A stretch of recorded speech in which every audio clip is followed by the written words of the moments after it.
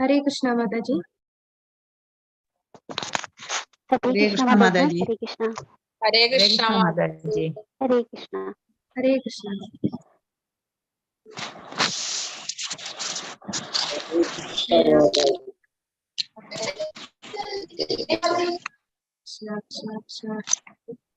हे राम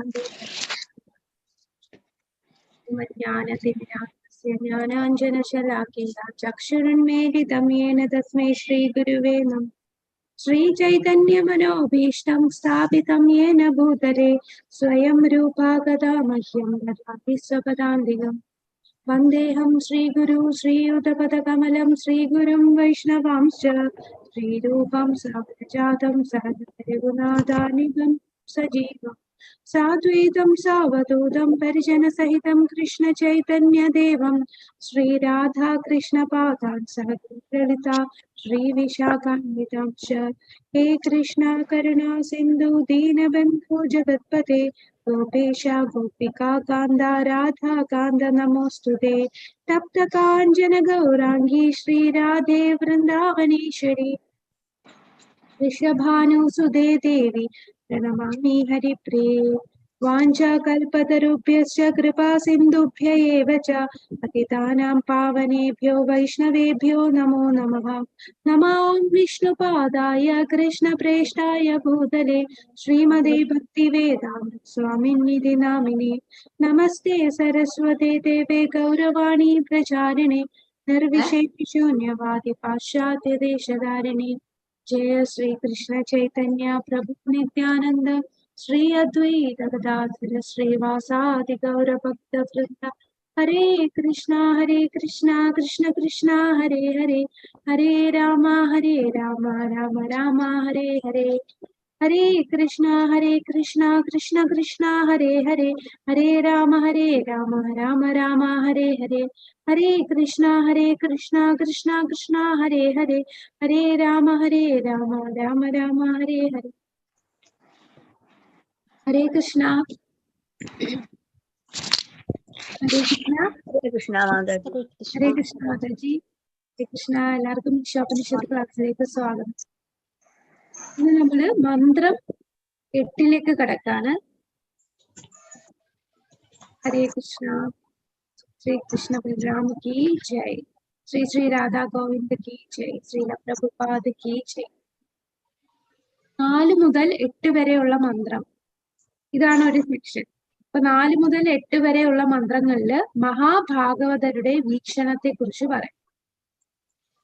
ഇതില് 4ാമത്തെ മന്ത്രത്തിൽ എന്താണ് പറയുന്നത്? 4ാമത്തെ മന്ത്രത്തിൽ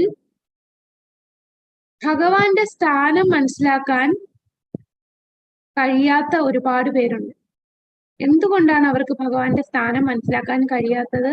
കാരണം ഭൗതിക കണക്കുകൂട്ടലുകൾക്ക് അപ്പുറമാണ് ഭഗവാൻ. ഭഗവാൻ സ്വയം വെളിപ്പെടുത്തിയാൽ മാത്രമേ നമുക്ക് ഭഗവാനെ കുറിച്ച് മനസ്സിലാക്കാൻ സാധിക്കുകയുള്ളൂ. 5ാമത്തെ മന്ത്രത്തില് ഇതിന് തുടർച്ചയായി ഭഗവാന്റെ അചിന്തനീയമായ ശക്തികളെ വിവരിക്കുന്നു. ഭൗതികമായിട്ട് നമുക്ക് ഭയങ്കര കോൺട്രഡിക്ഷൻ തോന്നുന്ന, നമ്മളുടെ ചിന്തകൾക്ക് അപ്പുറമായിട്ടുള്ള ഭഗവാന്റെ ശക്തികളെ കുറിച്ച് വിവരിക്കുകയാണ്. അത് ഭഗവാനിൽ താല്പര്യമില്ലാത്തവർക്ക് അജ്ഞാതമായിരിക്കാം ഭഗവാന്റെ ശക്തികൾ. കാരണം ഭഗവാൻ ആ ശക്തികളൊന്നും അവർക്ക് വെളിപ്പെടുത്തുകയില്ല. ഭഗവാൻ വെളിപ്പെടുത്തിയാൽ മാത്രമേ നമുക്ക് ഭഗവാനെ കുറിച്ച് മനസ്സിലാക്കാൻ സാധിക്കൂ. അപ്പൊ ഭഗവാന്റെ ശക്തികൾ അചിന്തനീയമാണ്. ഈ ശക്തികളെല്ലാം ഭഗവാനിൽ താല്പര്യമില്ലാത്തവർക്ക് അജ്ഞാതമായി. ഇനി ഒരു മഹാഭാഗവതന്റെ വീക്ഷണം എങ്ങനെയാണ്? എല്ലായിടത്തും ഭഗവാനെ കാണാൻ കഴിയുന്നതാണ് മഹാഭാഗവതന്റെ വീക്ഷണം. അത് മന്ത്രം 6-ൽ. മന്ത്രം 7-ൽ ഇതിന്റെ തുടർച്ചയായിട്ട് ഈ ഭാഗവതന്റെ ബോധത്തെ കുറിച്ചാണ് വിവരിച്ചിരുന്നത്. ഇനി അടുത്ത മന്ത്രം 8-ൽ ഈ മഹാഭാഗവതൻ കാണുന്ന ഭഗവാൻ ഉണ്ടല്ലോ, ആ മഹാഭാഗവതന്മാരെല്ലാരും കാണുന്ന, എല്ലാരും അത്രയും ആരാധിക്കുന്ന ആ ഭഗവാന്റെ ഗുണങ്ങളെയാണ് ഈ മന്ത്രത്തിൽ വിവരിക്കുന്നത്. അപ്പൊ ഈ മന്ത്രത്തിൽ ഭഗവാന്റെ ചില ഗുണങ്ങളെ വിവരിക്കുകയാണ്. സപര്യഗാത് ശുക്രം അകായം വ്രണം അസ്നാവിരം ശുദ്ധമപാപവിദ്ധം കവിർമനീഷി പരിഭൂ സ്വയംഭൂ യഥാധ്യധോർത്ഥാൻ വ്യദധാചാശ്വതീഭ്യ സമാഭ്യഃ സപര്യഗാത് ശുക്രമകായമവ്രണം അസ്നാവിരം ശുദ്ധമപാപവിദ്ധം കവിർമനീഷി പരിഭൂ സ്വയംഭൂ യഥാ തദ്ധ്യാതോർത്ഥാൻ വ്യദധാചാശ്വതീഭ്യ സമാഭ്യഃ. ഇവിടെ ആ വ്യക്തി പര്യഗാത് വസ്തുജ്ഞാനം നേടണം. ശുക്രം സർവശക്തൻ. അപ്പൊ ഭഗവാൻ സർവശക്തനാണ്. അകായം എന്ന വാക്കിന്റെ അർത്ഥം ശരീരമില്ലാത്ത. സർവശക്തനാണ്, ശരീരമില്ലാത്തവനാണ്. അവ്രണം ദോഷരഹിതമാണ്. അസ്നാവിരം സിരകളില്ലാത്ത, അതായത് ഞരമ്പുകളില്ലാത്ത. ശുദ്ധം അപാപവിദ്ധം, ശുദ്ധം പരിശുദ്ധമാണ്. അപാപവിദ്ധം പാപരഹിതമാണ്. കവി സർവജ്ഞനാണ്, എല്ലാം അറിയുന്നവൻ. മനീഷി തത്വജ്ഞാനിയാണ്. പരിഭൂ അഭ്യുന്നതൻ. സ്വയംഭൂ സ്വയം പര്യാപ്തൻ. യഥാതഥമായ അർത്ഥാൻ അഭികാമ്യങ്ങൾ. വ്യഥതാത് നൽകുന്നു. ശാശ്വതീഭ്യ അനശ്വരമായ സമാഭ്യഃ സമയം.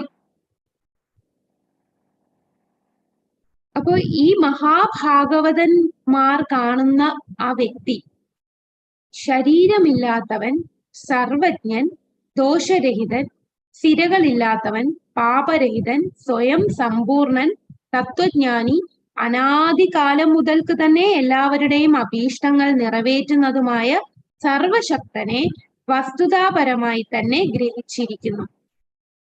അപ്പൊ ഇവിടെ നമ്മൾ ശ്രദ്ധിക്കേണ്ട കാര്യം, ഈ ഭഗവാന്റെ ഗുണങ്ങളെ കുറിച്ച് ഇവിടെ പറഞ്ഞിരിക്കുന്നു. ഭഗവാന്റെ ഗുണഗണങ്ങൾ. അപ്പൊ ഭഗവാന്റെ രൂപം അതീന്ദ്രിയ രൂപമാണ്. ഇവിടെ പറയുന്ന ഈ വാക്ക് അകായം എന്ന് പറയുമ്പോ അർത്ഥം ശരീരമില്ലാത്തത് എന്നാണ്. എന്നാൽ ശരിക്കും ഭഗവാന് ശരീരമില്ലേ? എന്താണ് ഈ ശരീരമില്ലാത്തത്? നമ്മൾ പറയുന്നു സച്ചിദാനന്ദ വിഗ്രഹ. ഭഗവാന് വ്യക്തിയാണ്, ഭഗവാന് രൂപമുണ്ട് എന്ന് പറയുന്നു. പിന്നെന്താണ് ഇവിടെ ശരീരമില്ലാത്തത് എന്ന് പറയുന്നത്? എന്തായിരിക്കും? ഭൗതിക ശരീരം. ഹരിബോൾ. അതെ, ഭൗതികമായിട്ടുള്ള ശരീരം അദ്ദേഹത്തിനില്ല. ഭഗവാന്റെ ശരീരം ഭൗതികമല്ല, അതീന്ദ്രിയമായിട്ടുള്ള ശരീരമാണ്. അപ്പം നമ്മളെ പോലത്തെ ശരീരമില്ല. നമ്മുടെ ശരീരം ഭൗതികമായിട്ടുള്ള ശരീരമാണ്. കൂടാതെ നമ്മൾ ഓരോ ജീവാത്മാവും ഓരോ ജന്മം എടുക്കുന്നത് എങ്ങനെയാണ്? ഓരോ ജന്മം എടുക്കുന്നത് അവന്റെ കർമ്മം അനുസരിച്ചാണ് അവൻ ജന്മം എടുക്കുന്നത്. അപ്പൊ കർമ്മം അനുസരിച്ച് ജന്മം എടുക്കുമ്പോ അവൻ ഏത് ഫാമിലിയിൽ ജനിക്കണം, ഏത് അമ്മയ്ക്കും അച്ഛന്റെയും മകനായിട്ടല്ലെ മകളായിട്ട് ജനിക്കണം എന്ന് നമുക്ക് തീരുമാനിക്കാൻ കഴിയില്ല. നമ്മൾ ചെയ്ത പ്രവൃത്തി അനുസരിച്ച് പ്രകൃതി നമുക്ക് മാതാപിതാക്കളെ തരികയാണ് ചെയ്യുന്നത്. പക്ഷെ ഭഗവാൻ ജന്മം എടുക്കുന്നത് എങ്ങനെയാണ്? ഭഗവാൻ ദേവകിയുടെയും വസുദേവരടുത്തും ഭഗവാൻ തന്നെ തിരഞ്ഞെടുത്തതാണ്. അപ്പൊ നമ്മളെ പോലെ അല്ല ഭഗവാൻ അവതരിക്കുമ്പോൾ ജന്മം എടുക്കുന്നത്. ഭഗവാന്റെ ശരീരവും ആത്മാവും ഒന്ന് തന്നെയാണ്, ഒരു വ്യത്യാസവുമില്ല. ഭഗവാന്റെ ശരീരം, ആത്മാവ്, മനസ്സ് ഒന്നും വ്യത്യാസമില്ല. നമ്മളുടെ എന്താണ്? ശരീരം വേറെ, ആത്മാവ് വേറെ, അതിന്റെ അകത്ത് മനസ്സ് വേറെ. അപ്പൊ എല്ലാം അങ്ങനത്തെ ഭൗതികമായിട്ടുള്ള ശരീരമാണ് നമ്മളുടെ. പക്ഷെ ഭഗവാന്റെ ശരീരം എങ്ങനെയാണ്? ഭഗവാന്റെ ശരീരവും ഭഗവാന്റെ ആത്മാവും ഭഗവാന്റെ മനസ്സും എല്ലാം ഒന്നു തന്നെയാണ്, അവിടെ വ്യത്യാസമില്ല. ഒരിക്കലും അദ്ദേഹത്തിന്റെ ശരീരം പാപരഹിതമാണ്. ഭഗവാന്റെ ശരീരം ഒരിക്കലും അത് കളങ്കപ്പെടുകയില്ല. ഭഗവാന്റെ ശരീരം ഒരിക്കലും കളങ്കപ്പെടുകയില്ല. അപ്പോ ഭഗവാന്റെ അതീന്ദ്രിയമായിട്ട് ശരീരമാണ്. ഈ ഒരു വാക്കിലാണ് മായാവാദികൾ പറയുന്നത് ഭഗവാന് ശരീരമില്ല. പക്ഷെ ഇവിടെ ഉദ്ദേശിക്കുന്ന എന്താണ്? ഏത് ശരീരമില്ല? ഭൗതികമായിട്ടുള്ള ശരീരമില്ല, അതീന്ദ്രിയമായിട്ടുള്ള ശരീരം ഭഗവാനുണ്ട്.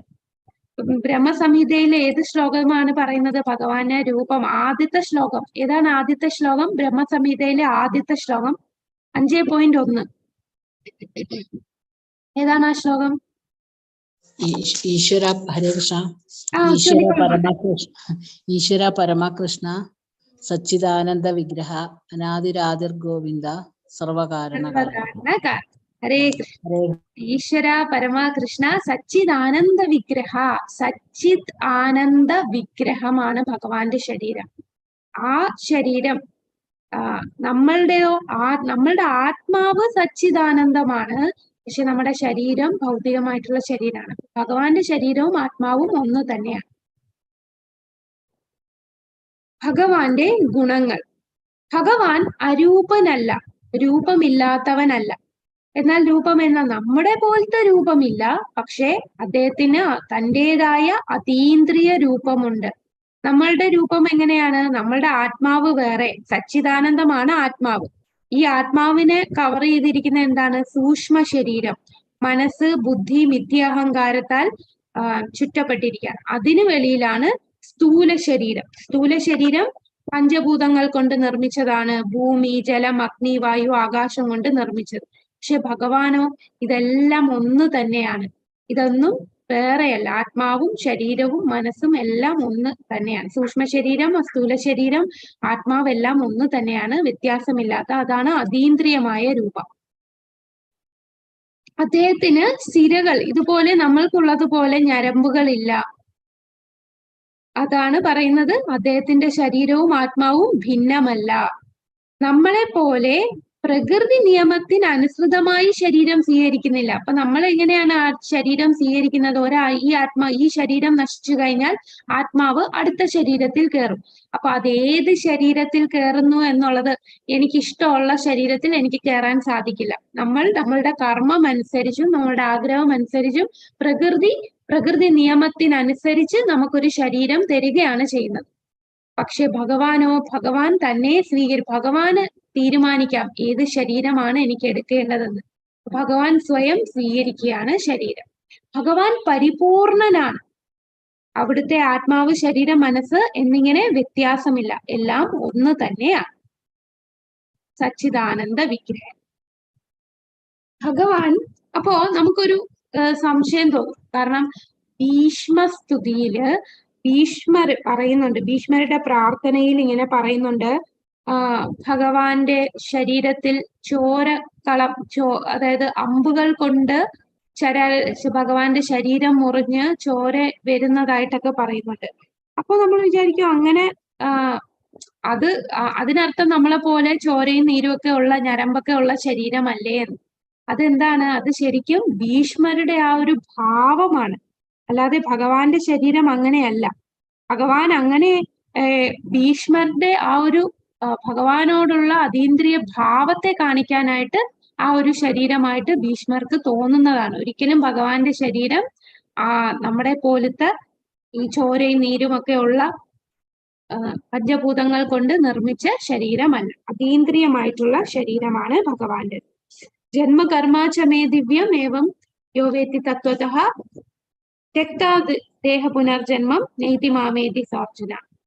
അപ്പൊ ഭഗവാന്റെ ജന്മവും കർമ്മവും ഇതെല്ലാം ദിവ്യമാണ്. അത് മനസ്സിലാക്കിയാൽ നമുക്ക് പിന്നെ പുനർജന്മമില്ല. അപ്പൊ അത് ഭൗതികമായിട്ടുള്ള കണ്ണുകളിലല്ല ഭഗവാനെ കാണുന്നത്. ഭഗവാന്റെ ജന്മം എടുക്കുന്നതും ഭഗവാൻ ചെയ്യുന്ന ലീലകളും എല്ലാം ദിവ്യമാണ്. ഇനി ഭഗവാൻ സർവജ്ഞനാണ്. കവി എന്നുള്ള വാക്കിന്റെ അർത്ഥമാണ്, നമ്മളെ ഈ ശ്ലോകത്തിൽ കവി എന്നൊരു വാക്ക് വരുന്നുണ്ട്. കവിർ മനീഷി. കവി എന്ന് പറഞ്ഞാൽ സർവജ്ഞൻ, എല്ലാം അറിയുന്നവനാണ് ഭഗവാൻ. ഭഗവാൻ അറിയാത്തതായിട്ട് ഒന്നും ഈ ലോകത്തെങ്ങും, ഭൗതിക ലോകമായാലും ആധ്യാത്മിക ലോകമായാലും എങ്ങും ഭഗവാൻ അറിയാത്തതായിട്ട് ഒന്നും നടക്കുന്നില്ല. ഭഗവാൻ ശുക്രം. കൂടാതെ മറ്റൊരു വാക്ക് ഉപയോഗിക്കുന്നുണ്ട് ഈ ശ്ലോകത്തില്, അതാണ് ശുക്രം. ഇവിടെ കണ്ടോ, സപര്യഗ ശുക്രം.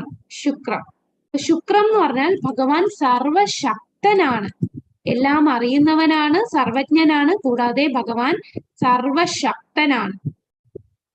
സർവശക്തൻ എന്ന് പറയുമ്പോ ഭഗവാന് ഭൗതികമായിട്ടുള്ളതിനെ ആധ്യാത്മികമായിട്ടും ആധ്യാത്മികമായിട്ടുള്ളതിനെ ഭൗതികമായിട്ടും മാറ്റാൻ, രൂപാന്തരപ്പെടുത്താൻ കഴിയും. സ്പിരിറ്റിനെ മാറ്റർ ആക്കാനും മാറ്ററിനെ സ്പിരിറ്റ് ആക്കാനും ഭഗവാന് സാധിക്കും. അത്രയും ശക്തനാണ്, സർവശക്തനാണ് ഭഗവാൻ. അപ്പൊ സർവശക്തൻ എന്ന് പറയുമ്പോ ഭൗതികമായിട്ടുള്ളതിനെ ആധ്യാത്മിക ആക്കാൻ സാധിക്കും. അതെങ്ങനെയാ ഭൗതികമായിട്ടുള്ളത് ആധ്യാത്മികമാക്കുന്നതിന് ഒരു ഉദാഹരണം പറയും. ഭൗതികമാണ്, കാണുമ്പോൾ നമ്മൾ നോക്കുമ്പോൾ പഞ്ചഭൂതം കൊണ്ട് നിർമ്മിച്ചതാണ്. പക്ഷെ അത് ശരിക്കും ഭഗവാൻ അവിടെ വസിക്കുന്നു. ഏതിലാണ്? നമ്മളെ ക്ഷേത്രത്തിൽ പോകുമ്പോ കാണുന്ന എന്താണ്? വിഗ്രഹങ്ങൾ. ആർച്ചാ വിഗ്രഹം. ആർച്ചാ വിഗ്രഹം എന്ന് പറഞ്ഞാൽ എന്താണ്? നമ്മൾ കാണുമ്പോൾ ഒരു കല്ലാണ് അല്ലെങ്കിൽ ഒരു തടിയാണ്. അങ്ങനെ നമ്മളുടെ ഈ ഭൗതികമായിട്ടുള്ള കർമ്മം കൊണ്ട് കണ്ണുകൾ കൊണ്ട് കാണാൻ സാധിക്കുന്നുള്ളൂ. പക്ഷെ അവിടെ ഭഗവാൻ സ്വയം വരികയാണ്. നമുക്ക് അത് കാണാനുള്ള കഴിവില്ല. പക്ഷെ ഭഗവാൻ ആ ഭൗതികമായിട്ടുള്ള വസ്തുവിനെ, ആ കല്ലിനെ എന്തായി മാറ്റുന്നു? അത് ആധ്യാത്മികമാക്കുന്നു. ഭഗവാൻ സ്വയം നമുക്ക് വേണ്ടി, നമുക്ക് ഭഗവാനെ നേരിട്ട് കാണാനുള്ള കഴിവില്ലാത്തത് കൊണ്ട് നമ്മളെ ആ രീതിയിലോട്ട്, അപ്പൊ എങ്ങനെയാണോ കൊച്ചു കുഞ്ഞിന്റെ അടുത്ത് ഒരു അച്ഛൻ ഇങ്ങനെ കുനിഞ്ഞു കൊടുക്കുന്നത്, അതുപോലെ ഭഗവാൻ ഇങ്ങനെ ഈ ഭൗതികമായിട്ടുള്ള ആർച്ചാ വിഗ്രഹത്തിലേക്ക് ഉള്ള വസ്തുവിൽ വന്ന് അതിനെ ആധ്യാത്മികമാക്കി മാറ്റുകയാണ്. ഭഗവാന് എല്ലാ ഇന്ദ്രിയങ്ങളും ഭഗവാന്റെ എന്താണ്? സകലേന്ദ്രിയ വൃത്തിമന്തി. ബ്രഹ്മസംഹിതയിൽ ഒരു ശ്ലോകം ഉണ്ടല്ലോ. ആ ശ്ലോകത്തില് ഭഗവാന്റെ എല്ലാ ഇന്ദ്രിയങ്ങൾക്കും എല്ലാം ചെയ്യാൻ സാധിക്കും. നമ്മളുടെ കണ്ണുകൊണ്ട് എന്തേ കാണാനേ പറ്റൂ, നമുക്ക് നാവ് കൊണ്ടേ വായ കൊണ്ടേ കഴിക്കാൻ പറ്റൂ. പക്ഷെ ഭഗവാന് കണ്ണുകൊണ്ട് കഴിക്കാൻ സാധിക്കും. ഭഗവാന്റെ എല്ലാ ഇന്ദ്രിയങ്ങൾ കൊണ്ട് എല്ലാം ചെയ്യാൻ സാധിക്കും. ഭഗവാന് ചെവി കൊണ്ട് കാണാൻ സാധിക്കും. ചെവി കൊണ്ട് കേൾക്കുക മാത്രമല്ല ചെയ്യുന്നത്, നമുക്ക് ഓരോ ഇന്ദ്രിയത്തിനും ഓരോ കാര്യങ്ങളെ ചെയ്യാൻ സാധിക്കുള്ളൂ. ഭഗവാന് കൈ കൊണ്ട് നടക്കാൻ സാധിക്കും. അപ്പൊ ഭഗവാൻ ചെയ്യുന്നത്, ഭഗവാൻ നമ്മൾക്കോ ഒരു എന്താണ്, നമ്മൾ പ്രസാദം ഭഗവാന് അർപ്പിക്കുകയാണ്, ഭഗവാൻ ഓഫർ ചെയ്യാണ്. അപ്പൊ ആ ഭൗതികമായിട്ടുള്ള വസ്തു ഭഗവാൻ അവിടെ സ്വീകരിക്കുകയാണ്. അപ്പൊ ഭഗവാൻ സ്വീകരിക്കുമ്പോൾ ആ ഭൗതികമായിട്ടുള്ളത് എന്തായി മാറുന്നു? അത് അതീന്ദ്രിയമായിട്ട് മാറുന്നു. അത് ആധ്യാത്മികമായിട്ട് മാറുകയാണ് ചെയ്യുന്നത്. അതാണ് ഭഗവാന് അങ്ങോട്ടും ഇങ്ങോട്ടും എല്ലാം രൂപാന്തരം ചെയ്യാനായിട്ട് കഴിയും. അതാണ് സർവശക്തൻ. ക്ഷേത്രത്തിലെ പ്രതിഷ്ഠിക്കപ്പെട്ട പൂജാ വിഗ്രഹങ്ങൾ ഭഗവാന്റെ യഥാർത്ഥ രൂപത്തിൽ നിന്നും വ്യത്യസ്തമല്ല. ആചാര്യന്മാരുടെ അപേക്ഷ പ്രകാരം ഭഗവാന്റെ പൂജാ വിഗ്രഹം അവതാരം ചെയ്യുകയും അദ്ദേഹത്തിന്റെ സർവശക്തി വൈഭവത്താൽ ഭഗവാൻ തന്റെ യഥാർത്ഥ രീതിയിൽ തന്നെ പ്രവർത്തിക്കുകയും ചെയ്യുന്ന വികസിത രൂപമാണിത്. ഈ രൂപത്തെ തങ്ങളുടെ അവിശുദ്ധമായ ദൃഷ്ടിയാൽ ഭൗതിക വസ്തുവായി കാണുന്നവൻ കനിഷ്ഠ അധികാരിയാണ്. അപ്പൊ നമ്മൾ നോക്കുമ്പോൾ ഒരു സാധാ ഭൗതികമായിട്ടുള്ള പഞ്ചഭൂതങ്ങൾ കൊണ്ട് നിർമ്മിച്ച ഒരു വസ്തുവായിട്ടേ കാണുന്നുള്ളൂ. അത് കനിഷ്ഠ അധികാരിക്ക് അങ്ങനെ കാണാൻ സാധിക്കും. ഭഗവാനും ഭഗവാന്റെ വിഗ്രഹവും വ്യത്യസ്തമല്ല. ഭഗവാൻ തന്നെയാണ് ആ വിഗ്രഹത്തിൽ ഇരിക്കുന്നത് എന്ന് കാണാൻ ഉയർന്ന മധ്യമ ഉത്തമ അധികാരികൾക്ക് മാത്രമേ അത് കാണാൻ സാധിക്കൂ. അപ്പൊ നമ്മളുടെ ശുദ്ധരല്ലാത്തത് കൊണ്ടാണ് നമുക്കത് ഭൗതികമായിട്ട് തോന്നുന്നത്. ആർച്ചാ വിഗ്രഹ രൂപത്തെ ഭഗവാൻ തന്നെയായി വിലമതിക്കാൻ നാം വളരെ ശ്രദ്ധാലുവായിരിക്കണം. അപ്പൊ ആർച്ചാ വിഗ്രഹം ഭഗവാനും വ്യത്യസ്തമല്ല. ഭഗവാൻ സ്വയം അവിടെ വന്നിരിക്കുകയാണ് നമുക്ക് വേണ്ടി, നമ്മൾ സേവനം ചെയ്യാനായിട്ട്. അതുകൊണ്ട് ഭഗവാന്റെ ഈ വിഗ്രഹത്തെ നമ്മൾ വ്യത്യസ്തമായി ഭൗതികമായിട്ട് കാണരുത്. ഇപ്പൊ ബ്രഹ്മസംഹിതയിൽ 5.1 നമ്മൾ പറഞ്ഞു, ഈശ്വര പരമ കൃഷ്ണ സച്ചിദാനന്ദ വിഗ്രഹ അനാധിരാധിർ ഗോവിന്ദ സർവകാരണ കാരണം. ഭഗവാൻ സച്ചിദാനന്ദ വിഗ്രഹനാണ് എന്ന് വിവരിക്കപ്പെടുന്നു. അവിടുത്തെ ശാശ്വത രൂപം അനശ്വരതയാണ്. പൂർണ്ണജ്ഞാനം, പൂർണ്ണ ആനന്ദം എന്നിവയെ പൂർണ്ണമായും പ്രതിനിധീകരിക്കുന്നു. ഇപ്പൊ സത്ത് എന്ന് പറഞ്ഞാൽ എന്താണ്? ശാശ്വതം. ചിത്ത് എന്ന് പറഞ്ഞാൽ പൂർണ്ണമായ ജ്ഞാനം. ആനന്ദം, പൂർണ്ണമായ ആനന്ദം. ഇതെല്ലാം ചേർന്നതാണ് ഭഗവാന്റെ രൂപം.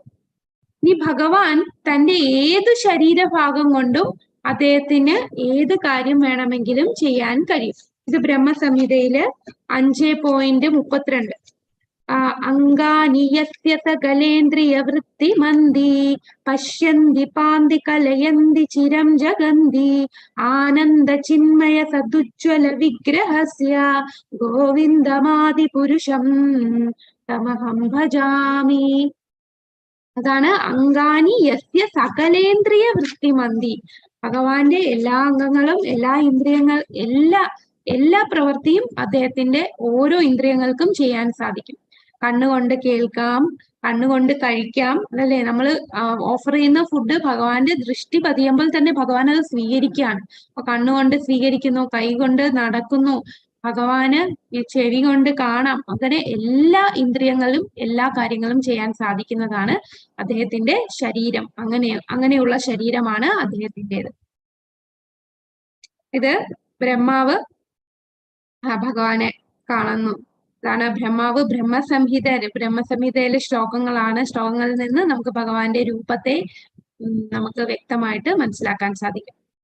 ഇനി ഇതില് ശുദ്ധം അവിടുന്ന് എപ്പോഴും പരിശുദ്ധനാണെന്ന് സ്ഥിരീകരിക്കുന്നതായി ഈശോപനിഷത്തിൽ ശുദ്ധം, അപാപവിദ്ധം എന്നീ പദങ്ങൾ ഉപയോഗിക്കുന്നു. അപ്പൊ ശുദ്ധം, അപാപവിദ്ധം. ശുദ്ധം എന്ന് പറഞ്ഞാൽ പരിശുദ്ധം. ഭഗവാൻ എന്താണ്, ഒരു അണുനാശ ശക്തിയുള്ളത്, ആന്റിസെപ്റ്റിക് ആണെന്ന് പറയാം. ആന്റിസെപ്റ്റിക് അതായത് അണുക്കൾ ഉണ്ടെങ്കിൽ അതിനെ നശിപ്പിക്കാൻ സാധിക്കുന്നതാണ്. എന്ത് പാപം ഉണ്ടെങ്കിലും അതിനെ ശുദ്ധീകരിക്കാൻ സാധിക്കുന്നതാണ് ഭഗവാൻ. ഭഗവാൻ ശുദ്ധമാണ്, പരിശുദ്ധമാണ്. അതിനെ ഉപമിച്ചിരിക്കുന്നത്, ഭഗവാൻ ശുദ്ധനാണ് എന്നുള്ളത് ഉപമിച്ചിരിക്കുന്നത് സൂര്യനെയാണ്. അപ്പൊ സൂര്യൻ, ഇപ്പൊ നമുക്കറിയാം സൂര്യൻ ഇങ്ങനെ വെള്ളത്തെ ഇവാപറേറ്റ് ചെയ്യുന്നുണ്ട്.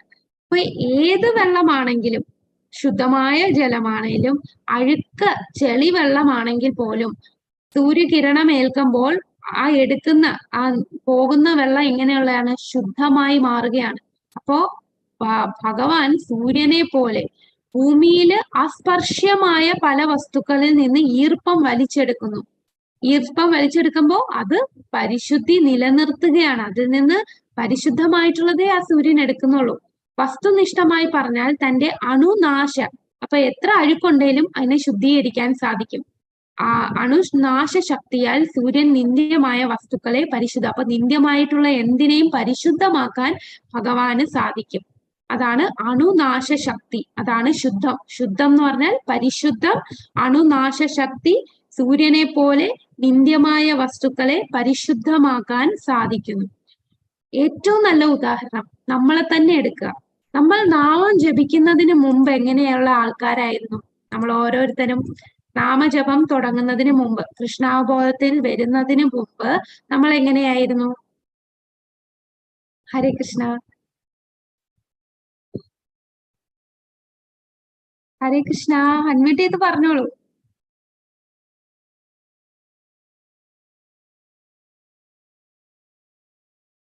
ഹരേ കൃഷ്ണ. കേൾക്കാൻ പറ്റുന്നില്ലേ മാതാജി?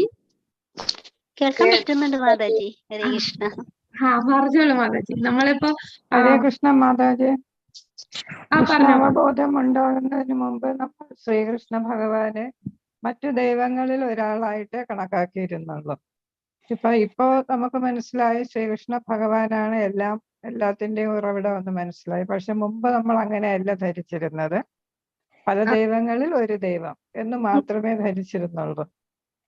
കൂടാതെ 4 യമനിയമങ്ങൾ നമ്മൾ കൃത്യമായിട്ട് പാലിക്കുന്നില്ല. ചിലര് വെജിറ്റേറിയൻസ് ആണ്.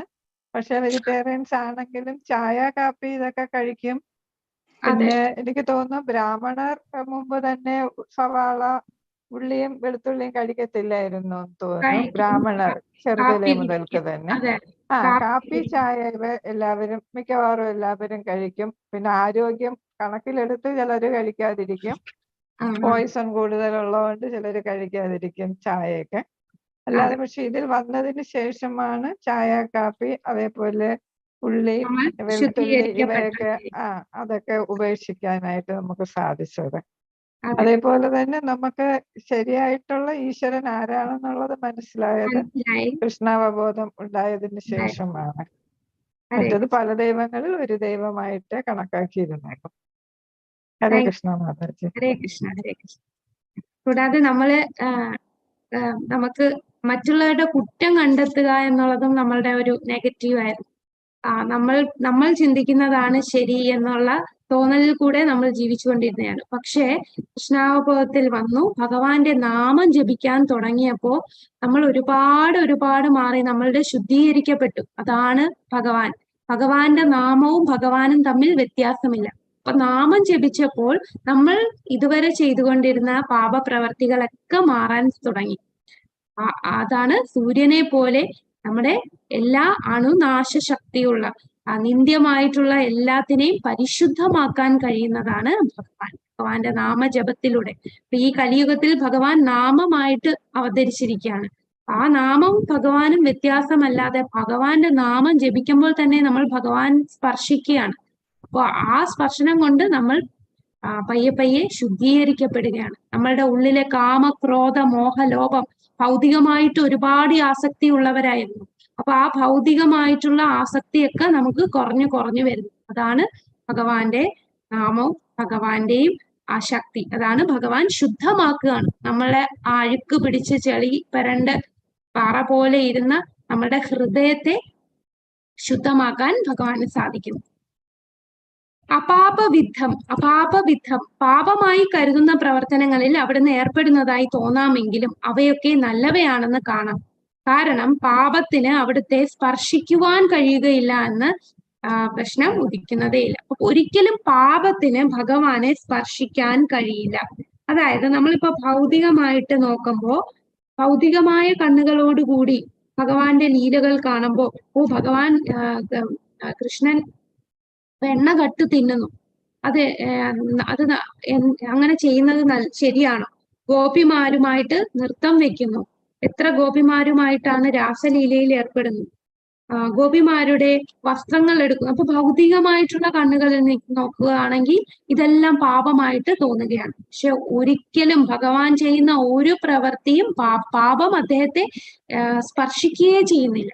ഭഗവാൻ ചെയ്യുന്നതെല്ലാം ശുദ്ധമായിട്ടുള്ളതാണ്. അപാപവിദ്ധം പാപം സ്പർശിക്കാത്തതാണ് ഭഗവാൻ. അപ്പൊ ഭഗവാൻ ചെയ്യുന്ന എല്ലാം ഭഗവാൻ ചെയ്യുന്നതിലാണ് ധർമ്മം. ഇപ്പം കുരുക്ഷേത്ര ഭൂമിയിൽ അർജുനനെ കൊണ്ട് യുദ്ധം ചെയ്യിപ്പിച്ചത് കൃഷ്ണനല്ലേ, കൃഷ്ണൻ കാരണമല്ലേ ഈ ഇത്രയും പ്രശ്നം ഉണ്ടായതെന്ന് ഭൗതികവാദികൾ പറയുന്നു. അവർക്ക് മനസ്സിലാകുന്നില്ല ഭഗവാൻ പറയുന്നതാണ് ധർമ്മം. ഭഗവാൻ എന്തു പറയുന്നോ അതാണ് പരമമായ സത്യം. അപ്പോ ഭഗവാനെ പാപത്തിന് തൊടാൻ കഴിയില്ല. അതാണ് അപാപവിദ്ധം. അപ്പൊ ഭഗവാൻ ശുദ്ധമാണെന്ന് പറഞ്ഞു.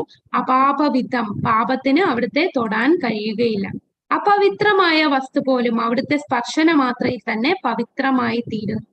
ഭഗവാനൊന്ന് സ്പർശിച്ചാൽ തന്നെ എത്ര പവിത്രമല്ലാത്തതും പവിത്രമായി മാറുകയാണ് ചെയ്യുന്നത്. ഇവിടെ കംസനെ വധിക്കുന്നത് കാണാം. അപ്പൊ കംസനെ വധിക്കുമ്പോ പറയും സ്വന്തം മാതുലനെ അല്ലേ വധിച്ചത്, അത് പാപമല്ലേ എന്ന് ചോദിക്കും. പക്ഷേ ഭഗവാൻ ചെയ്യുന്ന ഒരു പ്രവൃത്തിയും പാപമല്ല. പാപത്തിന് ഭഗവാനെ സ്പർശിക്കാൻ കഴിയില്ല. ഭൗതികമായിട്ട് നോക്കുമ്പോൾ നമുക്ക് അങ്ങനെ തോന്നിയേക്കാം, പക്ഷേ ഭഗവാൻ ചെയ്യുന്നതെല്ലാം പരിശുദ്ധമാണ്. ഇവിടെ മറ്റൊരു എക്സാമ്പിൾ, ഇതുപോലെ രാസലീലയിൽ ഭഗവാൻ ഗോപിമാരുമായിട്ട് നൃത്തം ചെയ്യുന്നതിനെ അതിനെ വിമർശിക്കുന്ന ആൾക്കാരുണ്ട്. ഭഗവാൻ ചെയ്യുന്ന ഒരു പ്രവൃത്തിയെയും നമുക്ക് ഇമിറ്റേറ്റ് ചെയ്യാൻ സാധിക്കില്ല. ഇമിറ്റേറ്റ് ചെയ്യുക എന്ന് പറഞ്ഞാൽ ഭഗവാൻ എന്ത് ചെയ്തോ അതുപോലെ നമ്മൾ ചെയ്യുക. ഭൗതികമായിട്ടുള്ള ലോകത്ത് ഒരു പുരുഷൻ സ്ത്രീ പുരുഷ ബന്ധം എന്ന് പറയുന്നത് പാപമാണ്. പക്ഷെ ഭഗവാൻ ഇവിടെ ശരിക്കും എല്ലാരും, ഈ പ്രപഞ്ചത്തിലുള്ള എല്ലാരും ഭഗവാന്റേതാണ്. ഈ സ്ത്രീകൾ എല്ലാരും ഭഗവാന്റെയാണ്. അപ്പൊ അവരുടെ ആഗ്രഹ സാധ്യത്തിന് വേണ്ടി ഭഗവാൻ തന്റെ ഭക്തന്റെ ആഗ്രഹം സാധിക്കാനായിട്ട് ഇങ്ങനെ ഓരോ ലീലകൾ ആടുന്നതാണ്. അതുകൊണ്ട് കൃഷ്ണൻ അങ്ങനെ ചെയ്തു, അതുകൊണ്ട് എനിക്ക് ചെയ്യാം. അങ്ങനെ നമുക്ക് ഒരിക്കലും ഭഗവാൻ ചെയ്യുന്നതിനെ ഇമിറ്റേറ്റ് ചെയ്യാൻ സാധിക്കില്ല. എന്നാൽ പാത പിന്തുടരുക എന്ന് പറഞ്ഞാൽ അതിന്റെ അർത്ഥം എന്താണ്? നമ്മൾ എന്തൊക്കെ ചെയ്യണം എന്ന് ഭഗവാൻ പറഞ്ഞു തന്നിട്ടുണ്ട്, ആ കാര്യങ്ങൾ നമ്മൾ ചെയ്യുക. നമ്മുടെ ആചാര്യന്മാർ ഗുരുക്കന്മാർ നമുക്ക് എന്തൊക്കെ പറഞ്ഞു തന്നു നമ്മൾ ഈ ഭൗതിക ലോകത്ത് നമുക്ക് ചെയ്യാൻ പറ്റുന്ന കാര്യം, നമ്മൾ ചെയ്യേണ്ട കാര്യങ്ങൾ, ആ കാര്യങ്ങൾ നമ്മൾ പാത പിന്തുടരുക.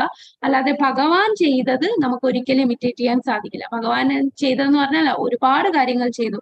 അഗാസുരൻ, ബഗാസുരൻ, പൂതന എന്നീ അസുരന്മാരെയൊക്കെ വധിച്ചു.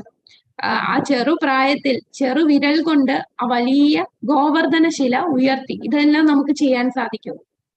അപ്പൊ അതൊന്നും ചെയ്യാൻ സാധിക്കില്ല. എന്നാൽ ഭഗവാൻ ഒരുപാട് സ്ത്രീകളുമായിട്ട് രാസലീലയിൽ ഏർപ്പെട്ടു, അതുകൊണ്ട് എനിക്കും ഏർപ്പെടാമെന്ന് പറയുന്നതിൽ ഒരു അർത്ഥവുമില്ല.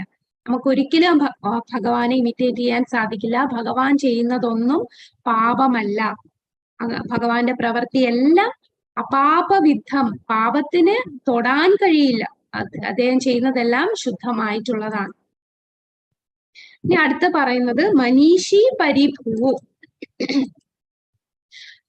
ഭഗവാൻ സ്വയം സമ്പൂർണനാണ്, തത്വജ്ഞാനിയാണ്.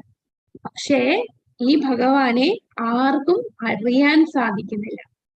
ഭഗവാൻ തത്വജ്ഞാനിയാണ്. ഇവിടെ ഈശ്വരൻ എന്ന അർത്ഥത്തിൽ പരിഭൂ എന്ന് വർണ്ണിക്കപ്പെടുന്നു. ഈശ്വരൻ എല്ലാത്തിന്റെയും നിയന്താവ്, അതാണ് പരിഭൂ. മറ്റു ജീവസത്തകൾ പ്രഭുവിൽ നിന്ന് വസ്തുക്കൾ കാംക്ഷിക്കുന്ന യാചകരായി വർണ്ണിക്കപ്പെടുന്നു. അവർ അഭിലഷിക്കുന്ന വസ്തുക്കൾ അദ്ദേഹം പ്രദാനം ചെയ്യുകയും ചെയ്യുന്നു. അപ്പൊ നമ്മള് ഭഗവാനെ ഒരുപാട് ആഗ്രഹങ്ങളുമായിട്ട് ഭഗവാന്റെ അടുത്ത് സമീപിക്കുന്നു. അപ്പൊ എന്താണ്, ഭഗവാൻ ആ ആഗ്രഹങ്ങളെല്ലാം സാധിച്ചു തരികയാണ്. നമ്മൾ യഥാമാം പ്രപദ്യന്തേ സദൈവ ജാമ്യം. ഭഗവാനെ എങ്ങനെ നമ്മൾ സമീപിക്കുന്നു അതുപോലെ ഭഗവാൻ നമ്മളെ റെസിപ്രൊക്കേറ്റ് ചെയ്യുകയാണ്. അപ്പൊ ഭഗവാന്റെ അടുത്ത് നമ്മളുടെ ആഗ്രഹങ്ങൾ എങ്ങനെയാണ് സാധിച്ചു തരിക എന്നുള്ളത്. അപ്പോ നമുക്കൊരു കാര്യം സാധിക്കുക എന്ന് പറഞ്ഞാൽ നമ്മളുടെ ആഗ്രഹവും നമ്മളുടെ യോഗ്യതയും മാത്രം പോരാ. അത് സാങ്ഷൻ ചെയ്യുന്നത് പരമപുരുഷനായ ഭഗവാനാണ്. നമുക്ക് എത്ര ടാലന്റ് ഉണ്ടെങ്കിലും, നമ്മൾ എത്ര വലിയ കഴിവുകളോടുകൂടി ജനിച്ചാലും, ഈ കഴിവുകളൊക്കെ നമുക്ക് കിട്ടുന്നത് കഴിഞ്ഞ ജന്മത്തിന്റെ കർമ്മം കൊണ്ടാണ് നമുക്ക് ഈ കഴിവുകളൊക്കെ കിട്ടുന്നത്. നമ്മൾ ഒരുപാട് പുണ്യം ചെയ്യുമ്പോൾ നമുക്ക് ഓരോ കഴിവുകൾ കിട്ടും. എന്നാൽ ഈ കഴിവുകളൊന്നും ഒരു ഭക്തനാവാനായിട്ട് ഉതകില്ല. ഒരു ഭക്തനാവുക എന്ന് പറഞ്ഞാൽ എന്താണ്, ഈ എല്ലാ കഴിവുകൾ ഉണ്ടെങ്കിൽ പോലും ഭഗവാനാണ് എനിക്ക് ഈ കഴിവുകൾ തന്നത് എന്ന മനസ്ഥിതി ഉണ്ടാകണം. കൂടാതെ അതിൽ കൂടുതൽ ആസക്തരാവരുത്. വളരെ വിനീതനായിരിക്കണം. അങ്ങനെയുള്ളവരെയാണ് ഭഗവാന് ഏറ്റവും ഇഷ്ടം. എല്ലാ ഐശ്വര്യങ്ങൾ ഉണ്ടായാലും നമുക്ക് ഈ ഒരു ജന്മത്തിൽ എന്തെല്ലാം കഴിവുകളും എന്തെല്ലാം ഐശ്വര്യവും എന്തെല്ലാം സൗഭാഗ്യങ്ങൾ വരുമ്പോഴും അപ്പോൾ നമ്മൾ ഭഗവാനെ ഓർക്കണം. കഷ്ടപ്പാട് വരുമ്പോൾ നമ്മൾ ഓട്ടോമാറ്റിക് ആയിട്ട് ഭഗവാനെ ഓർക്കും. അതില് ഒരു പ്രശ്നം വരുന്നില്ല. പക്ഷെ എല്ലാ സുഖ സൗകര്യങ്ങളും നിൽക്കുമ്പോ നമുക്ക് ഓരോ ടെംപ്റ്റേഷൻ വരുമ്പോ, അതിലോട്ട് ഓരോന്നിലും ആകർഷണം വരുമ്പോ ആ സമയത്ത് നമ്മൾ ഭഗവാനെ ഓർക്കുന്നുണ്ടോ? അതാണ് നമ്മളുടെ ടെസ്റ്റ്. അല്ലാതെ നമുക്ക് വിഷമം വരുമ്പോ നമ്മൾ ഓട്ടോമാറ്റിക് ആയിട്ട് ദൈവമേ എന്ന് വിളിച്ചു പോകും. നമുക്ക് എല്ലാ ഐശ്വര്യവും സുഖവും സന്തോഷവും ഒക്കെ വരുമ്പോ ഭഗവാനെ ചിന്തിക്കുന്നുണ്ടോ? അപ്പൊ ആ ഭഗവാൻ, അതാണ് വലിയ ഭക്തൻ എന്ന് പറയുന്നത്. എല്ലാ ഐശ്വര്യങ്ങളും സന്തോഷവും വരുമ്പോ ഇതെനിക്ക് ഭഗവാൻ തന്ന അനുഗ്രഹമാണ് എന്ന് ചിന്തിച്ച് ഈ ഐശ്വര്യങ്ങളിലും ഈ വരുന്ന കഴിവുകളും നമുക്ക് കിട്ടുന്ന ഓരോ വസ്തുക്കളിലും ഒന്നും ആസക്തനാവാതെ വിനീതനായിട്ടിരിക്കണം. പിന്നെ ഉദാഹരണം ബലിമഹാരാജ് എന്താണ്, എല്ലാം ഭഗവാന് സമർപ്പിച്ചു. അങ്ങനെ സുതല ലോകത്തിൽ പോയി. അപ്പൊ ഭഗവാൻ എല്ലാം സമർപ്പിച്ചു. തന്റെ കയ്യിലുള്ള ഭൗതികമായിട്ടുള്ള എല്ലാ വസ്തുക്കളും കഴിഞ്ഞ അവസാനം എന്റെ ശരീരം തന്നെ സമർപ്പിക്കുകയാണ്. തന്റെ ശരീരം സമർപ്പിക്കുമ്പോഴും ഒരിക്കലും ഭഗവാന്റെ ഇന്റൻഷനെ കുറിച്ച് ഭഗവാൻ എന്നാലും എന്റെ അടുത്തുനിന്ന് എല്ലാം എടുത്തോണ്ട് പോയല്ലോ എന്ന് ബലിമഹാരാജാവ് ചിന്തിക്കില്ല. നമ്മള് മലയാളികളാണ് ചിന്തിക്കുന്നത്, എല്ലാം പറ്റിച്ച് എല്ലാം എടുത്തോണ്ട് പോയി എന്ന് പറയും. പക്ഷെ ബലിമഹാരാജന്റെ ആ മനസ്ഥിതി എന്ന് പറഞ്ഞാൽ എല്ലാം അങ്ങയുടേതാണ്. ആ ചെറിയൊരു അഹങ്കാരം മാറ്റാനായിട്ടും ബലിക്ക് കൂടുതൽ ഐശ്വര്യങ്ങൾ കൊടുക്കാനും വേണ്ടിയാണ് ഭഗവാൻ വാമനനായിട്ട് വന്നത്. അങ്ങനെ എല്ലാം എടുത്തപ്പോഴും ഭഗവാൻ എന്റെ എല്ലാം നഷ്ടപ്പെടുത്തും എന്നുള്ള ചിന്തയോ ഒരു കുറ്റബോധമോ എന്ന് വെച്ചാൽ എല്ലാം കൊണ്ടുപോയല്ലോ എന്ന ഭാവം ഒന്നും ഇല്ലായിരുന്നു. അപ്പൊ എന്താണ്, എല്ലാം സമർപ്പിച്ചപ്പോൾ ഭഗവാൻ ഇന്ദ്രലോകത്തിനേക്കാളും 10 മടങ്ങ് ഐശ്വര്യമുള്ള സുതല ലോകമാണ് ബലിക്ക് കൊടുത്തത്. അപ്പൊ ആ സുതല ലോകത്ത് ബലി മഹാരാജാവ് നിൽക്കുമ്പോ ഒരു ദിവസം ദുർവാസ മുനി വരും. ദുർവാസ വന്നിട്ട് പറയും, ഭൂമിയിൽ ഒരുപാട് പ്രശ്നങ്ങളുണ്ട്. ആ വാമനദേവനെ നമുക്കറിയാം, വാമനദേവൻ അവിടെ ഡോർ കീപ്പറായിട്ട് നിൽക്കുകയാണ് സുതല ലോകത്തില്. അപ്പൊ വാമനദേവനെ കുറച്ച് സമയത്തേക്ക് നമ്മളെ ഭൂമിയിൽ ഒന്ന് കൊണ്ടുപോകട്ടെ എന്ന് പറയും. അപ്പൊ ബലി പറയുന്നുണ്ട്, ഞാൻ എന്റെ ജീവൻ വരെ തരാം, പക്ഷെ ഈ വാമനദേവനെ ഒരു നിമിഷം പോലും എനിക്ക് പിരിഞ്ഞിരിക്കാൻ സാധിക്കില്ല, ഒരു സെക്കൻഡ് പോലും. അപ്പൊ ഇത്രയും ഐശ്വര്യങ്ങൾ ഉണ്ടായിട്ട് ഭഗവാനെ മറന്ന് ജീവിക്കുകയല്ല, ഇത്രയും ഐശ്വര്യം ഉണ്ടായിട്ടും ഭഗവാനെ ചിന്തിച്ച് ഓരോ നിമിഷവും എല്ലാം ഭഗവാൻ തന്നതാണെന്ന് ചിന്തിച്ച് ജീവിക്കുക. അപ്പൊ ഭഗവാൻ നമ്മൾ അഭിലാഷം എന്താണോ അത് ഭഗവാൻ സാധിച്ചു തരും. നമുക്ക് ഭൗതികമായിട്ടുള്ളതാണ് ആഗ്രഹമെങ്കിൽ ഓക്കെ, ആയിക്കോട്ടെ. നമുക്ക് നരകത്തിൽ പോകുന്നതാണ് ഇഷ്ടമെങ്കിൽ, നരകത്തിൽ പോകുക ഇഷ്ടമെന്ന് വെച്ചാൽ ഭൗതികമായിട്ടുള്ളതിൽ മാത്രം ആസക്തി, ഭഗവാനെ ചിന്തിക്കുകയില്ല, അതും ഭഗവാൻ സാധിച്ചു. ഭഗവാൻ ഒരിക്കലും നമ്മളുടെ സ്വാതന്ത്ര്യത്തിൽ ഇടപെടില്ല. അപ്പൊ ഭഗവാൻ നമ്മളുടെ ആഗ്രഹങ്ങളെല്ലാം സാധിച്ചു തരുന്നു. വൈഭവത്തിൽ ജീവസത്തയ്ക്ക് ഭഗവാനുമായി സമത്വവും സർവശക്തിത്വവും ഉണ്ടായിരുന്നുവെങ്കിൽ മുക്തി എന്ന് വിശേഷിക്കപ്പെടുന്നതിന് വേണ്ടി പോലും പ്രഭുവിനോട് യാചിക്കുന്ന പ്രശ്നം ഉദിക്കുകയില്ല. അതായത് ഈ മായാവാദികൾ പറയുന്നത് എന്താണ്? നമ്മളാണ് ദൈവം, അല്ലാതെ വേറെ ദൈവമില്ല, നമ്മൾ ഓരോരുത്തരും ദൈവമാണ്. ഈ ശരീരം വെടിഞ്ഞ് നമ്മൾ ഈ ഭൗതികമായിട്ടുള്ളതിൽ നിന്ന് വിരക്തി ഉണ്ടായി ബ്രഹ്മത്തിൽ ലയിച്ച് നമ്മളും ദൈവമായി മാറുന്നു എന്നാണ് മായാവാദികളുടെ ഫിലോസഫി. അപ്പോ ഇവിടെ പറയുന്നു, ഇപ്പൊ ജീവസത്തയും ഭഗവാനും സമത്വമാണെങ്കിൽ, ഭഗവാൻ എന്ന് പറഞ്ഞാൽ ആരാണ്? സർവശക്തനാണ്, സർവജ്ഞനാണ്, സർവജ്ഞാനിയാണ്. അങ്ങനെയുള്ള ഗുണം നമ്മൾക്കും ഉണ്ടാവുമല്ലോ. അപ്പൊ പിന്നെ നമ്മൾ എന്തിനാണ് മുക്തി ലഭിക്കണേ എന്ന് പ്രാർത്ഥിക്കുന്നത്, യാചിക്കുന്നത്? അങ്ങനെ യാചിക്കേണ്ട ആവശ്യം വരില്ലല്ലോ, നമ്മളും ദൈവം തന്നെയല്ലേ. നമ്മൾ ഓട്ടോമാറ്റിക്കായിട്ട് അങ്ങ് മുക്തിയിലോട്ട് പോയാൽ പോരെ. ദൈവത്തിനോട് യാചിക്കേണ്ട ആവശ്യം എന്താണ്?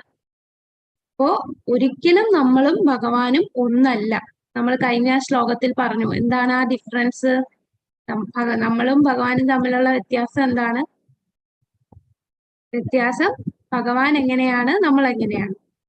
ഉദാഹരണം വെച്ച് നമ്മൾ പറഞ്ഞു, ഒരു കടലും കടലിലെ ഒരു തുള്ളി വെള്ളവും ഗുണത്തിലൊന്നാണ്, പക്ഷെ അളവിൽ വ്യത്യാസമാണ്. അല്ലെ, ഒരു തീയും തീപ്പൊരിയും ഉദാഹരണമായിട്ട് പറഞ്ഞു അല്ലെ. പിന്നെ മൂന്നാമതൊരു ഉദാഹരണം പറഞ്ഞ് ഓർക്കുന്നുണ്ടോ? ഹരേ കൃഷ്ണ.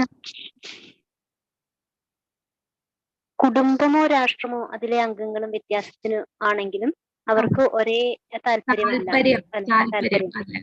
അപ്പൊ ഭഗവാന്റെ താല്പര്യവും നമ്മളുടെ താല്പര്യവും ഒന്നാകുന്നത്, അവിടെയാണ് സമത്വം. പക്ഷെ നമ്മളെല്ലാരും ഓരോ വ്യത്യാസമാണ്. അപ്പൊ ഒരിക്കലും നമ്മൾ ഒരിക്കലും ഭഗവാനാകില്ല, നമ്മൾ ഭഗവാന്റെ ദാസന്മാരായിരിക്കും. യഥാതഥ്യത, അനാദികാലം മുതൽക്ക് തന്നെ അദ്ദേഹം ജീവസത്തയ്ക്ക് വേണ്ടതൊക്കെ നൽകിക്കൊണ്ടിരിക്കുന്നു. ഈ വാക്കിന്റെ അർത്ഥം യഥാതഥമായ എന്നാണ്. അപ്പം നമ്മളെ ഇവിടെ നമുക്ക് വേണ്ടുന്ന എല്ലാം ഭഗവാൻ തന്നുകൊണ്ടേ ഇരിക്കുകയാണ്.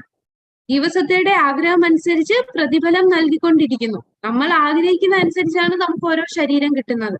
അതനുസരിച്ച് നമുക്കിങ്ങനെ പ്രതിഫലം കിട്ടിക്കൊണ്ട്, നമ്മൾ ചെയ്യുന്ന കർമ്മം അനുസരിച്ച്, നമ്മളുടെ ചെയ്യുന്ന കർമ്മം എന്ന് പറഞ്ഞാൽ നമ്മുടെ ആഗ്രഹങ്ങളാണ്, അതനുസരിച്ച് നമുക്ക് അതിന്റെ ഫലം ലഭിക്കും. നമ്മൾ ഇവിടെ നിലനിൽക്കാൻ വേണ്ടി മഴ തരുന്നു, സൂര്യനെ തരുന്നു, ബാക്കിയുള്ള നമുക്ക് കഴിക്കാൻ വേണ്ട എല്ലാ വെജിറ്റബിൾസ്, ഫ്രൂട്ട്സ്, ഇതെല്ലാം ഭഗവാൻ തരികയാണ്. അപ്പൊ നമ്മളെ ഇവിടെ നിലനിർത്താൻ വേണ്ടി അനാദികാലം മുതൽക്ക് തന്നെ ജീവസത്തയ്ക്ക് വേണ്ടതൊക്കെ നൽകിക്കൊണ്ടിരിക്കുകയാണ്. അതാണ് യഥാതഥമായത് എന്നതിന്റെ അർത്ഥം. ജീവൻ ചിലത് അഭിലഷിക്കുന്നു, പ്രഭു ആകട്ടെ ഒരാളുടെ അർഹതയ്ക്കനുസരിച്ച് അഭീഷ്ട വസ്തുക്കൾ നൽകുകയും ചെയ്യും. അപ്പൊ നമുക്ക് ആഗ്രഹങ്ങൾ ഒരുപാടുണ്ട്, പക്ഷെ ആഗ്രഹിക്കുന്ന എല്ലാം അതുപോലെ കിട്ടുമോ? നമ്മൾ അർഹിക്കുന്നു എന്നുണ്ടെങ്കിൽ അർഹത അനുസരിച്ച് നമുക്ക് വേണ്ടുന്നത് ഭഗവാൻ തരുന്നു. ഭഗവാൻ അതിന് ഉദാഹരണം പറയുന്നതാണ് ഹൈക്കോടതി ജഡ്ജി. അപ്പൊ ഹൈക്കോടതി ജഡ്ജിയാകാൻ ആഗ്രഹിക്കുന്ന ഒരുപാട് പേരുണ്ട്, അതിന് യോഗ്യതയുള്ളതും ഒരുപാട് പേരുണ്ട്. എന്നാൽ കോടതി ജഡ്ജിയാകാൻ യോഗ്യതയുള്ള നിരവധി അഭിഭാഷകരുണ്ട്. എന്നാൽ വളരെ കുറച്ചു പേർക്ക് മാത്രമേ അത് ലഭിക്കുന്നുള്ളൂ. ഒരാൾ ഹൈക്കോടതി ജഡ്ജിയാകാൻ ആഗ്രഹിക്കുന്നുവെങ്കിൽ അയാൾക്ക് ആ പദവിയിൽ ഇരിക്കാൻ ആവശ്യമായ യോഗ്യതകൾ അപര്യാപ്തമാണ്. അത് ഏതെങ്കിലും ഉന്നത അധികാരി നൽകണം. അപ്പൊ ആ ഉന്നത അധികാരി യോഗ്യതയുണ്ട്, ആഗ്രഹവും ഉണ്ടായാൽ മാത്രം പോരാ, ഉന്നതമായ അധികാരി കൊടുത്താൽ മാത്രമേ ആ ജഡ്ജി സ്ഥാനം നമുക്ക് ലഭിക്കുകയുള്ളൂ. അതുപോലെ തന്നെയാണ് ഭഗവാൻ ജീവാത്മാക്കൾക്ക് അവരുടെ യോഗ്യതകളുടെ തോതനുസരിച്ച് തന്നെയാണ് സന്തുഷ്ടി പ്രദാനം ചെയ്യുന്നത്.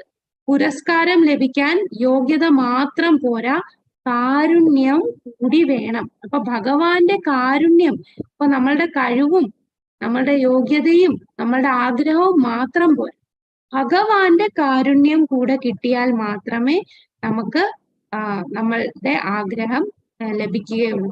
നമ്മളുടെ സ്വരൂപാവസ്ഥയെ കുറിച്ച്, നമ്മളുടെ സ്വരൂപാവസ്ഥ എന്താണ്? ജീവരെ സ്വരൂപ ഹോയ് നിത്യരെ കൃഷ്ണദാസ്, കൃഷ്ണരെ നിത്യദാസ്. നമ്മള് ജീവസ്വരൂപം എന്ന് പറയുന്നത് എപ്പോഴും കൃഷ്ണന്റെ, നമ്മൾ ദാസന്മാരാണ്, ഭഗവാന്റെ സേവകരാണ്. അപ്പൊ നമ്മളുടെ സ്വരൂപത്തെ കുറിച്ച് അറിയാത്തിടത്തോളം എന്താണ് ഭഗവാനോട് ചോദിക്കേണ്ടത്, ഏത് പദവിയാണ് തേടേണ്ടതെന്ന് നമ്മൾക്ക് അറിയില്ല. നമ്മള് കൃഷ്ണാബോധത്തിൽ വരുന്നതിന് മുമ്പ് നമ്മൾ ഭഗവാനോടെല്ലാം ദൈവങ്ങളോടും പ്രാർത്ഥിക്കുന്നത് എന്താണ്? നമ്മളുടെ ഭൗതികമായിട്ടുള്ള ആഗ്രഹങ്ങൾ നിറവേറ്റി തരണേ എന്നാണ് ചോദിക്കുന്നത്. പക്ഷെ ഇപ്പോഴാണ് നമ്മൾ മനസ്സിലായത് നമ്മളെല്ലാരും ആരാണ്? ഭഗവാന്റെ നിത്യദാസന്മാരാണ്, സേവകരാണ്. ഈ ഒരു സ്വരൂപത്തെ കുറിച്ച് അറിഞ്ഞില്ലെങ്കിൽ നമുക്ക് എന്ത് ചോദിക്കണം എന്ന് പോലും അറിയില്ല. ഇപ്പൊ നമുക്ക് മനസ്സിലായി ഭഗവാന്റെ ഓടുള്ള പ്രേമമാണ് നമ്മൾ ചോദിക്കേണ്ടത്. ഭഗവാനെ എങ്ങനെ സ്നേഹിക്കണം, അല്ലാതെ ഒരു ബിസിനസ് അല്ല. ഞാൻ ഇത്ര ഈ പൂജ ചെയ്യുമ്പോൾ ഞാൻ ആഗ്രഹിക്കുന്ന കാര്യങ്ങൾ സാധിച്ചു തരണം എന്ന് ഉള്ള ബിസിനസ് മൈൻഡിലല്ല ഭഗവാനെ സമീപിക്കേണ്ടത്. സ്നേഹത്തോടു കൂടിയാണ്. നമുക്ക് ആ സ്നേഹമാണ് വരാത്തത്. നമ്മളെല്ലാരും ഒരു കഠിന ഹൃദയരാണല്ലേ. ഭഗവാനെ കണ്ടാൽ നമുക്ക് ഒരിക്കലും കണ്ണീര് വരുന്നില്ല. പക്ഷെ ഒരു സീരിയലോ അല്ലെങ്കിൽ ഏതെങ്കിലും ഒരു സിനിമയോ എന്ത് കാണുമ്പോഴും നമുക്ക് അത് സിനിമയാണ്, സീരിയലാണ് എന്ന് അറിയാം, അഭിനയിക്കുകയാണെന്ന് അറിയാം, എന്നിട്ട് പോലും കണ്ണീര് വരുന്ന ആൾക്കാരാണ്. പക്ഷെ ഭഗവാനെ കണ്ടാൽ നമുക്ക് കണ്ണീര് വരുന്നില്ല. നമ്മളെല്ലാരും അവിടുന്ന് ഭഗവാനെ പിരിഞ്ഞു വന്നിരിക്കുകയാണ്, അത് മനസ്സിലാക്കുന്നില്ല. അപ്പൊ അത് മനസ്സിലാക്കാത്തടത്തോളം നമുക്ക് എന്താണ് ചോദിക്കേണ്ടത്, ഏത് പദവിയാണ് വേണ്ടത് എന്നൊന്നും നമുക്ക് അറിവില്ല. ഭഗവാനോടുള്ള പ്രേമമാണ് നമ്മൾ ഭഗവാനോട് ചോദിക്കേണ്ടത്. ആ പ്രേമ ഭക്തി ലഭിക്കാൻ, ഭഗവാന് ഒരുപാട് സേവനം ചെയ്യാൻ, അതാണ് നമ്മൾ ആ മന്ത്രത്തിലും പറയുന്നത്. ഹരേ കൃഷ്ണ ഹരേ കൃഷ്ണ. രാധാറാണിയോട് നമ്മൾ അപേക്ഷിക്കുന്നു, അന്തരംഗ ശക്തിയായ രാധാറാണി എന്നെ ഭഗവാന്റെ സേവനത്തിൽ ഏർപ്പെടുത്തു. അങ്ങനെ ഭഗവാന് സേവനം ചെയ്യുക, നമുക്ക് ആ ഒരു സ്നേഹം ഭഗവാനിൽ വളരുക, ഇതാണ് നമ്മൾ വളർത്തേണ്ടത്. ഇല്ലെങ്കിൽ എന്ത് സംഭവിക്കും? നമ്മൾ ഒരുപാട് പ്രശ്നങ്ങളിലേക്ക് പോയിക്കൊണ്ടിരിക്കും. അറിയാതെ നമ്മൾ ഭഗവാനെ സമീപിക്കുകയാണ്. അതുകൊണ്ടാണ് ഒരുപാട് പേര് ചോദിക്കുന്നത്, എന്തുകൊണ്ടാണ് എനിക്ക് ഇത്ര വിഷമങ്ങൾ വരുന്നത്? കാരണം നമ്മൾ മറന്നു, ഭഗവാനുമായിട്ടുള്ള ബന്ധം എന്താണെന്ന് അറിയില്ല. അതുകൊണ്ട് ഭൗതികമായിട്ടുള്ള ആഗ്രഹങ്ങൾ കൂടുന്നു. ആഗ്രഹങ്ങൾ കൂടുന്നതനുസരിച്ച് ഭൗതികമായിട്ടുള്ള കാര്യങ്ങൾ നേടാൻ വേണ്ടി നമ്മൾ പാപം ചെയ്യുന്നു.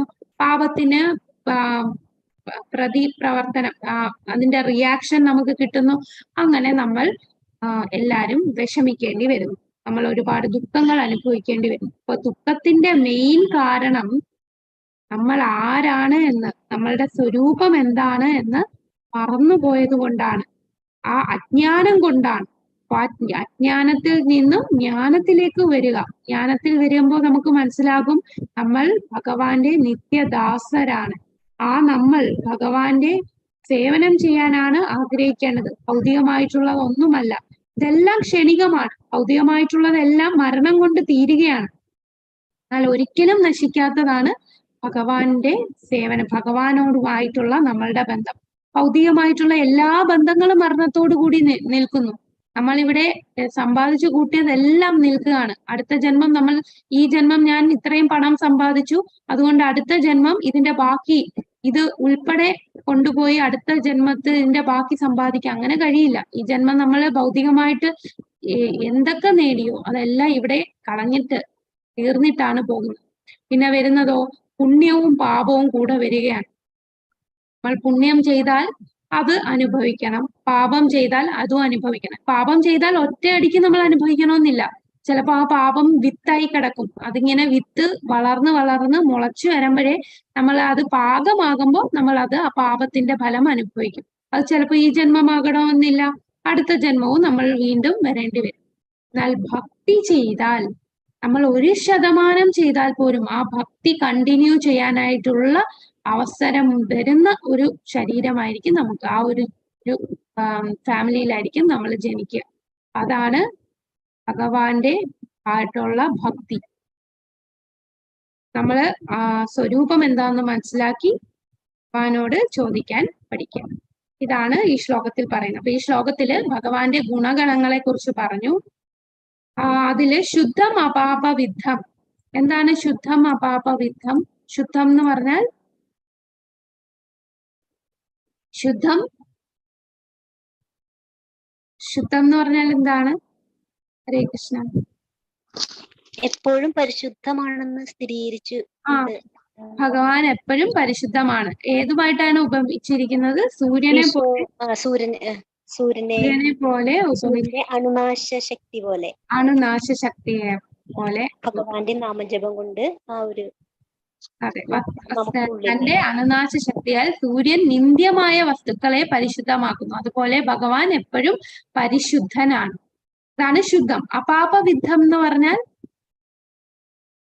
അപാപവിദ്ധം, അപാപവിദ്ധം, പാപം ഭഗവാനെ സ്പർശിക്കുന്നില്ല. അതാണ് പാപത്തിന് ഭഗവാനെ തൊടാൻ കഴിയുകയില്ല. ഭഗവാൻ ചെയ്യുന്ന പ്രവർത്തനം നമുക്ക് കാണുമ്പോൾ പാപമായി തോന്നാം, പക്ഷേ ഭഗവാൻ ചെയ്യുന്നതെല്ലാം പരിശുദ്ധമാണ്, പാപരഹിതമാണ്. പാപത്തിന് അദ്ദേഹത്തിനെ സ്പർശിക്കാൻ പോലും കഴിയില്ല. അതാണ് അപാപവിദ്ധം. ഭഗവാൻ സ്പർശിച്ചാൽ അതെല്ലാം പവിത്രമായി, അപവിത്രമായത് പോലും പവിത്രമായി മാറുകയാണ് ഭഗവാൻ സ്പർശിച്ചാൽ ഉണ്ടാകുന്നത്. അതാണ് അപാപവിദ്ധം. ഇനി അടുത്ത എന്തായിരുന്നു ചോദ്യം? ഭഗവാൻ എങ്ങനെയാണ് ശരീരസ്ഥനല്ലാതാകുന്നത്? ഭഗവാന് ശരീരമില്ല എന്ന് പറയുന്നു. എങ്ങനെയാണ് ശരീരമില്ല എന്ന് പറയുന്നത്? ഭൗതിക ശരീരം ഇല്ല. ഭഗവാന്റെ ശരീരം ഭൗതികമല്ല. ഭൗതികമായിട്ടുള്ള ശരീരം നമ്മളെ പോലെ പഞ്ചഭൂതങ്ങൾ കൊണ്ട് നിർമ്മിച്ച ഞരമ്പുകളൊക്കെ ഉള്ള ശരീരമല്ല അദ്ദേഹത്തിന്റെ ശരീരം. അതീന്ദ്രിയമാണ്. കൂടാതെ ഭഗവാൻ ജന്മം എടുക്കുന്നത്, അവതരിക്കുന്നത് നമ്മളെ പോലെ കർമ്മബന്ധനത്തിലല്ല. പിന്നെ നമുക്ക് പറയാം ഭഗവാൻ ത്രിഗുണങ്ങൾക്ക് അടിമപ്പെടുന്നില്ല. ത്രിഗുണങ്ങൾക്ക് അതീതനാണ് ഭഗവാൻ. ഭഗവാന്റെ ശരീരവും ആത്മാവും എങ്ങനെയാണ്? ഒന്ന് തന്നെയാണ്. ശരീരം, ആത്മാവ്, മനസ്സ് എല്ലാം വ്യത്യസ്തമല്ല, എല്ലാം ഒന്ന് തന്നെയാണ്. ഭഗവാനെ ഒരിക്കലും അപവിത്രമാക്കാൻ സാധിക്കില്ല. ഇതാണ് ശരീരസ്ഥനല്ല. അപ്പൊ ഏത് ശരീരസ്ഥനല്ല? ഭൗതിക ശരീരസ്ഥനല്ല, ത്രിഗുണങ്ങൾക്ക് ബന്ധിക്കപ്പെടുന്നില്ല, കൂടാതെ കർമ്മബന്ധനത്തിൽപ്പെടുന്ന ശരീരമല്ല ഭഗവാനുള്ളത്. ഭഗവാന്റെ ശരീരം അതീന്ദ്രിയമാണ്.